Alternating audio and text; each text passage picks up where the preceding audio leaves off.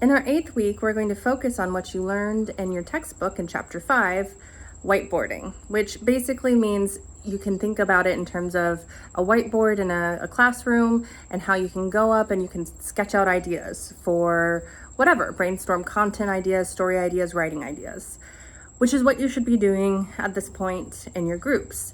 You have a creative brief that you should be working on, and some of the questions in your creative brief are geared towards the lessons that you are going to learn this week about target audience and your focus and your goal of your website. It's really important to focus in on a target audience and to have that audience in mind whenever you come up with story ideas, and to have a specific goal for your website in relation to those audience's wants and needs. You will have video lessons that go over this, that go over some strategies for how to think about your audience, as well as different types of story ideas and ways to come up with story ideas.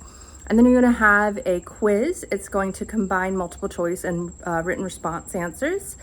And finally, you're going to have a discussion this week. Your discussion is going to be a written discussion again, not a video discussion. And what I basically want you to do is I want you to go out and try to find some sort of content, probably written content like a news story or blog post, but really any sort of digital content will do that has been targeted to a very focused, specific audience.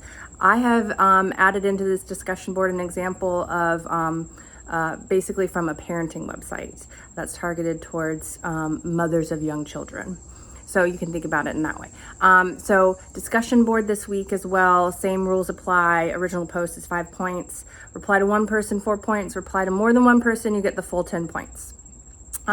Also this week, you need to be finalizing your media practitioner interview. That's going to be due really soon. So make sure you're working on that and wrapping that up.